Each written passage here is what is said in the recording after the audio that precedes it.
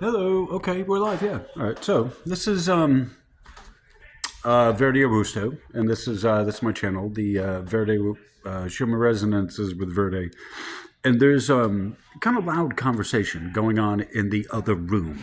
Okay, we're at my this is my second job. This is my night job. It's a club, right? It's a nightclub. This is the behind the scenes, and the building I'm in, right? Could theoretically be where I'm going to be working in the new studio. I don't know. I got to talk to the boss. I'm still working on getting my stuff out of the motorhome. I think I had mentioned before that I was able to rescue a bunch of the studio equipment, my laptop not being the least of which. The Wacom tablet, also, that's another big thing. Thank God the little criminal vandals didn't know what was in the bag and didn't know what a Wacom tablet was or any of that if they saw it. Because that was way in the back. They would have climbed over shit. They mostly got the stuff that was in the front of the bus as you come in from the stairs there. So they didn't access the back hatch. Doesn't seem. They kind of pried it open. Didn't get open. Idiots. Whatever. Okay. So there's still more stuff there that I need to get, and I'm working with a friend of mine from the morning meeting, and I asked the tow truck. The tow company said I could come up again if I got a ride, and just call him and let him know. And so, I told him respectfully I would do that. It's the least I can do if to arrange it with the guy to meet him there and whatever. So I guess Saturday I'm going to be doing that again, and maybe I can do maybe a little bit more of a video thing from there, and as a memorial for burying this beast. Overall, I don't regret having made the decision because I loved it, but it was a bad business decision. You know what I'm saying? Hopefully next time, lesson learned. I've learned a bunch of stuff from this, and you grow, you learn, you grow, and some things we relearn. Can you hear that in the background? It's not that loud, but it's Steve. God bless him. He's an electrician. He got electrocuted. Sparky. Any electrician that gets, zapped on the job, they get a new name. New personality, a lot of times, follows that. May or may not. But, depending on how solid your personality was, a big jolt of electricity often. See, I can see myself here. Often, that's what I love about this, a little self-reflective. There we go. So a big ass jolt of electricity sent through you, and may or may not. I think he said it was dead for a little bit, and that often creates a personality change, character change. All right. So that's the argument, discussion. Sorry, discussion. Steve is very insistent. Steve, the electrician, Sparky. He good guy, good character. So, but don't discuss our business with him. The boss says. So this is it's not a okay. So I'll give you a quick, kind of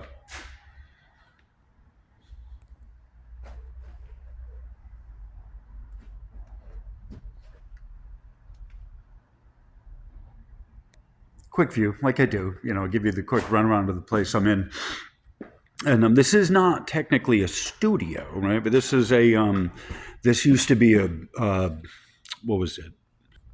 Music. If I told you the name of the building, it would give away the location, and I don't want to do that. But it was a music store that had little studios in the basement, and they sold sheet music, they sold instruments, and for years it was one of those staples of the downtown areas that everyone used as a landmark, and namely because it had the name of the building on a big ass neon in front. It was hard to, it's just, I think a lot of places are kind of like that, but I know certainly here, they put a name, the name of the business a lot of times, and that becomes the name of the building, the location is a landmark, right?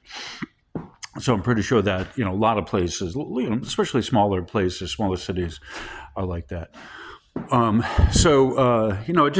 thought I guess in deference of that awful earlier 5 minute, 6 minute video I did of that nasty, there's a principle involved in that, the nasty underneath, the underbelly. I thought it'd give you a kind of a break and inside. Today's an inside job. It's cold as F-bomb out there. And so I don't, I could do a video out. I don't want to. It's cold. The boss gave me, there's a number of reasons why I'm inside today. And especially because some of the comments I've got from people are very nice, right? And so because people are concerned, right? They don't know my situation. So they don't know my situation. So people are concerned and have given me a lot of good advice and stuff. So without addressing anything in particular, I just wanted to say I do have a second gig, right? I've always had, since I've been here in this fair city, shitty little city, college town, I have always had a couple different irons in the fire, as it were. A couple different fires with a couple different irons in it, if I could. My recreation has been the bicycle, but if I needed to start making a little bit of money on that, somewhere I probably could. I'm looking with painting bicycles, okay? I'll just say that. But aside that, that's an avocation. That's a hobby. The club here, because it's club. It's a nightclub. It's a special fetish. We'll just say it's a fetish club. And so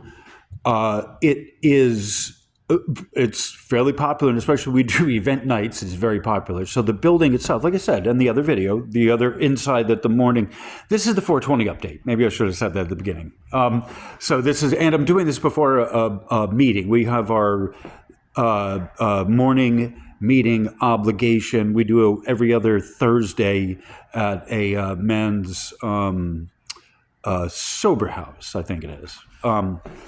And so I speak there. And last time, 2 weeks ago, there was 2 people there. And it was like, oh my God, that must have been grueling. And one of them doesn't really like to talk too much. For me, I could easily talk a whole hour. Just give me the opportunity. I could be, and I get at least an hour, 5 hours? Oh, I could fill it with talking. Oh, yeah, sure. All right. Yeah. No, I don't really otherwise have a lot to say, but I could fill 5 hours with the talking. Believe me, I have. All right. So, anyway, onward and upward. I'm doing, anyway, the 420 update. This is, before our obligation meeting. And I'm taking you through the work, right? So, basically, I've always had a second kind of gig going on. When I first got here, it was working in the garden, volunteering in the garden. I got food. You always have food if you work in a garden. I'll just say that. And people share. They have a lot of times little small home gardens, and so blah blah blah.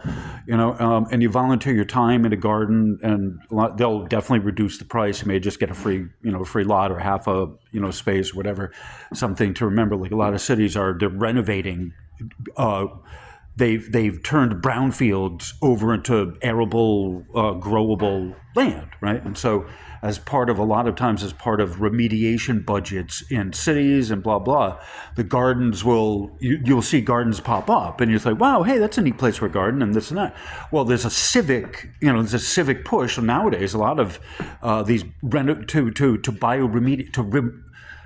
remediate and to bioremediate, which is a whole nother process altogether of restoring a brownfield into a growable plot. At least maybe not growing food in there, but at least have it so that it's not poisonous and toxic anymore. So you could, use it as you plant grass on it. You make it so it's not leaching heavy toxins out of the soil, and that's bioremediate anyway. So they get a lot of times funding, federal funding. The local college URI has an ecology program, and it's a whole thing. It's a whole thing, right? So that's on a volunteer hobby, but you can support yourself food wise. And a lot of times there's other projects like building projects that are associated with greenhouses and all of this kind of stuff that you can make theoretically. You can earn a living, earn a wage, right? A livable wage just for yourself, right? Because food is included in there, right? You don't have to buy it so much. You buy your spices, maybe, whatever, something anyway. So I've always had a couple of second jobs. There was the snow removal when I first got here. Jerry's snow removal crew. There was like 30 of us, 3, 4, 5 vehicles, whatever he had, or more. He had accounts, a lot of accounts over the course of years because he had a bunch of people, right? And that's how they do it. The word of mouth. And so not that long into the time that I got here, I started working at the club, the bar, and I've just been working here with him for doing all kinds of jobs. The Mr. Fix-It, doing the janitor at Barback. No, I'm not serving liquor. I was in consideration maybe for a bartender. No, I'm not doing it. No. That got taken off the table somewhat early on, but it's there. It could be theoretically, potentially. I don't drink anymore, so I could serve liquor, but I don't really want to. I don't want to be that close to the liquor. Having said yes enough to it, I'm saying no plenty enough to it. So this is kind of the back room, back area, backstage. We have a lot of stuff, right? One of the this is Fafabon. And he has undergarments, I'll just say. He has stuff for the guys who are into guys who wear skimpy clothes, we'll just say. And so this is where we have a lot of the stuff from the events. Pride, we have a stage here. So there's... Right, I'm doing this, but it's a backstage. This is the backstage area that he's got his little setup. Right, you see the lights. You see the umbrella thingy, the diffuser. This is where we also have sometimes the business meetings or the staff meetings. This general area here, it's set up for that behind the scenes, right? And a little privacy screen that he uses for the models. That's Fabio, or as I call him, Fabio. The name brand is Fafabon, and the guy running it his name is Fabio, so I call him Fabio. Anyway, so we have the staging area for the stage, staging for the stage area. A lot of the equipment we have, lights, it even says right there, that's a stag, never mind. Doesn't say stage, says stag, So this is, all of this, today's at least the morning, I try and do 2 of these a day, the morning and the afternoon or the evening inspirational, 3 if I can, right? The way I do my meetings, at least 1, there's always 1 in the morning, and then I have, an afternoon and an evening, right? So if I can do 3, that's great. So as I give to you, right? So on the principle, donate. PayPal.me/Vert Arbusto, all one word, right? Okay. So these. Once again, this is a new series, a new kind of direction for my channel. This is a personal appeal.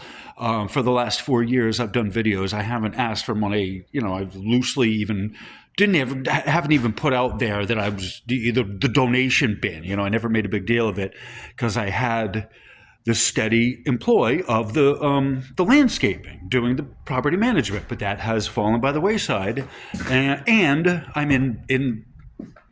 I have gone into debt because of the motorhome and whatever. And in addition, also, I treat this as work, right? And so I'm treating this as work. And so I'm appealing to you to be a burden, right? A financial burden on you to help me out, please. I appreciate that. And to donate for helping me, keep myself going, right? I'm not home. I am kind of homeless, right? It's sort of technically. The building, this huge ass building, right? It's like a little miniature city, right? There's a boarding house upstairs with rooms, right? So I have a place, a roof over my head. I'm not in the homeless shelter, and I may be able to set up the studio down here. You see, like this is kind of a it's a, behind the scenes thing, right? And I could theoretically, where I have my stuff. I'm not going to show you where I have my stuff. Kind of, it's a little bit dark over there, and it's not, it's not up for, it's just my stuff over there. But theoretically, like there is a studio here, and if I talk to Mikey, he would let me set up my studio, right? And it would be a nice little thing, and I can, we can generate money from that anyway. So I wanted to give everyone an update on the motorhome, an update on the soap opera of my life, of the what's going on with me personally. Helps keep, there's a spiritual principle. You got to talk to people, include people in on it, and you share the load, right? A burden shared is a burden lessened, okay, or reduced. And so I have people that just on principle alone, and there's been folks who've said, oh, if I had money, I would, and when I get some money, I will, I'll donate. And that's fine and great, and I appreciate that. And I want to, as an exchange, give you an inspirational takeaway. This has less to do with Schumann resonances and electromagnetics than it does to me personally, like a behind the scenes, right? This whole latest breakout series I've done has been a behind the scenes of me, in my life.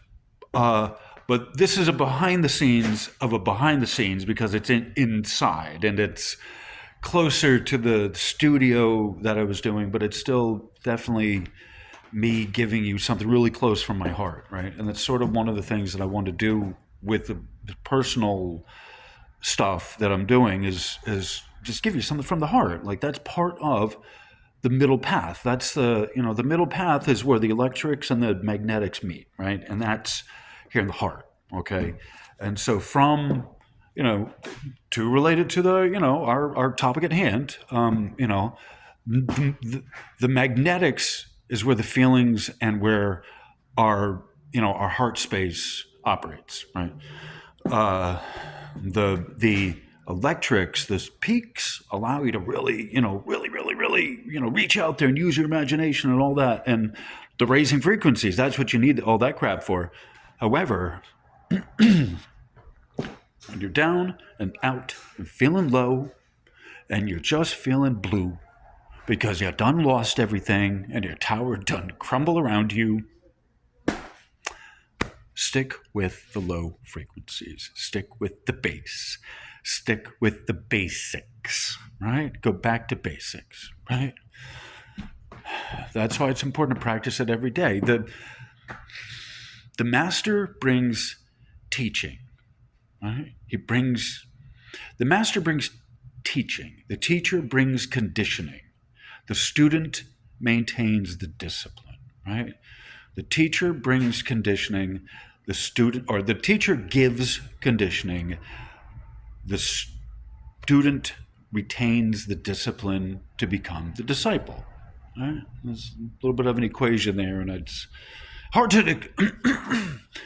to translate that into English, okay? But I think that you get the general gist of what I'm saying. You go from being the student to the teacher to the master through the discipline you hold in your heart, right? But you can't raise past the point of the next point of progression without becoming the student again, right? It's a new discipline, right? Like that's part of the renewing of the refresco. Part of the renewing of it is The discipline has to be refreshing the discipline itself. And if you don't, right, you always going back to basics, right? You forget the basics and you start going off, right? You're unhinged. Pull it back, ground it, right? Ground it. It's really important. And so regardless of whatever else is happening out there, right? Part of the lesson of the electromagnetics is you need to be grounded, and that's coming from here and not up here, right? This up here, what you know, speaking and talking, the vocabulary and all of that, logic and thinking, it's all wonderful stuff, right? There's nothing wrong with it. But without it being filtered through here, you're out there. And it's one of the reasons I'm kind of pick this location on that is because it's like the light, you know, how the light is playing with us, right? The cameraman and me, you know, the artist is cameraman as artist. That, you know, we have this, we're grounded here. The grounding comes from here, right? From here down. It's lower. These are all the lower frequencies, right? You can't keep uprising something that isn't going to go above a certain operating frequency, right? So knock it off with the damn rising frequencies, all right? Or you will burn yourselves out. I'm trying to say this nicely without cussing so that I don't lose you know, but no, just knock it off with the damn rising frequencies. You will burn yourselves out with that, okay? And it's important that, you know, you give spiritually, but at a certain point, you need that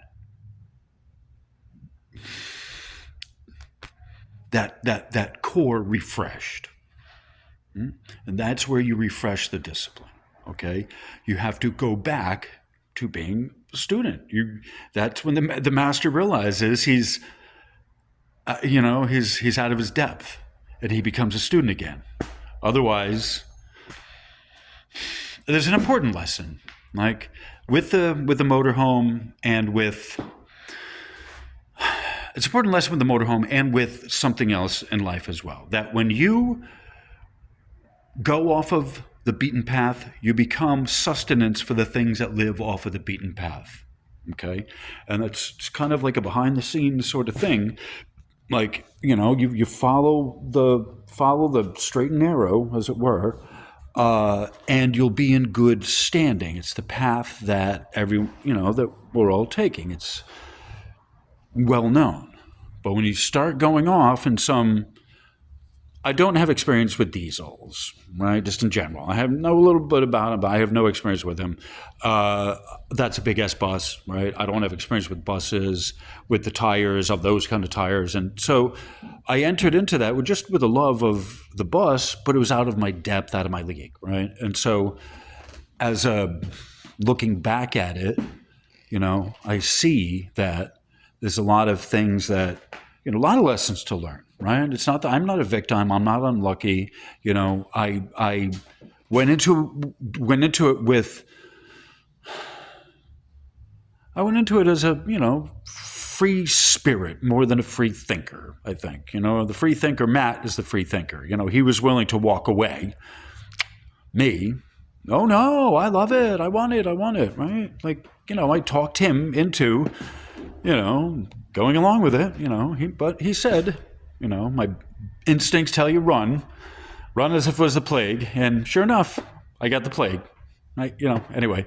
But I want to make something important, right? If I need to say something here, right? Let's say the bus was successful as a motorhome. I would still be here asking for money because that thing would have taken all of, even with the flat tire, even if that had worked properly, that still would have knocked me out, right? So on top of that, I would now be asking for money to fill the damn thing, right?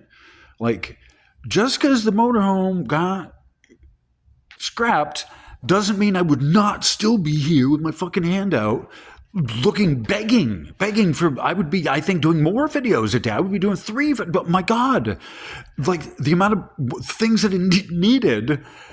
And not even like, ooh, you know, but just to get it like up and running, like to get it through the safety inspection, right? That's an important thing. Even if not even anything building or customizing in any way or anything, doing anything with the taking out the benches that were there and replacing them with like shelving ideas I had, right? You know, with shelving, blah blah blah. Long-term ideas, right? Long-term ideas, long-term thinking. So even not even with that, any of that, but just there was an exhaust leak. There was rust in areas that might need to have things been replaced, right? Maybe they only allow you a certain amount of rust, and this thing actually had more. Probably, I'm pretty sure it had more than the limited amount of rust. Like, okay, so even with that, and then there was also the VIN check. The next scheduled up was the VIN check. Like, that thing was just an albatross around my neck, right? The universe did me a favor by sending the bus boys over there to it, okay? It's just, that's the reality of the situation. That thing was breaking me. It would have broken me. It did break me, right? It did, right? It did. All right, so, anyway, this is an update video for everyone, just to let you know I'm kind of, I'm not homeless, right? There's, I have a behind the scenes thing going on. I'm not talking about, the nightclub or any of this, right? In the same capacity, in the same ratio that I don't talk to the folks out there, like who the customers and all that out there about this, the same ratio that I don't talk about that. I don't talk about this here, the nightclub that I work at, part-time, more time now, with a boarding house upstairs, we'll just call it. And with a warehouse for men's skimpily clad clothing. Right. So, okay. So that's not really, stuff for the channel. But on my Facebook, a lot of the friends I have are people that I know through the club and through this, my nightlife, So, this is, it is whatever, very personal part of my life, but it's more me. Once again, like I'm letting you know, I have a safety net. I have a network here of friends and people that, here are helping me out. The boss, oh my God, yesterday's project, or I guess it was Tuesday's project was moving a big ass vending machine. Oh my God. This thing, I'll just say this and kind of end the video because I got to get moving, I think, to the meeting. So Tuesday's project was, there's 22 stairs. I'll just start it with that. There's 22 stairs. And then there's a vending machine which weighs 547 pounds. Okay. So there's two moving parts so far to this that aren't really moving. Okay. They're not moving. Certainly the stairs aren't moving, but the vending machine isn't meant to be moving, but it's moving. The stairs may not be moving, but they're definitely a character in this little mini drama. And so we have a lift, a motorized dolly with a battery operated dolly that helps. Like it's like a pallet jack. It's got forks, and you could put a pallet in there, and so it lifts things up the stairs. It's got these little feet with rollers on them at the end of it, and it just kind of reaches up, and it just clicks onto the step, and it just boop, like that, and you can.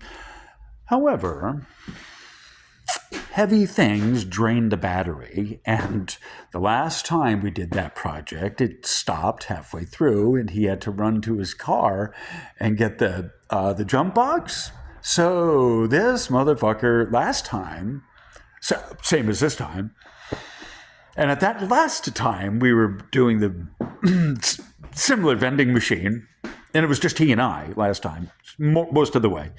So this is that time when he had to go out and get the jump box from his car. He said, "Oh, you think I need to replace the battery?" That was last time. So this time, when it stopped for longer, and he had a different second, third, I think we had 3 jump boxes after all. Eventually, a power pack and 2 jump boxes.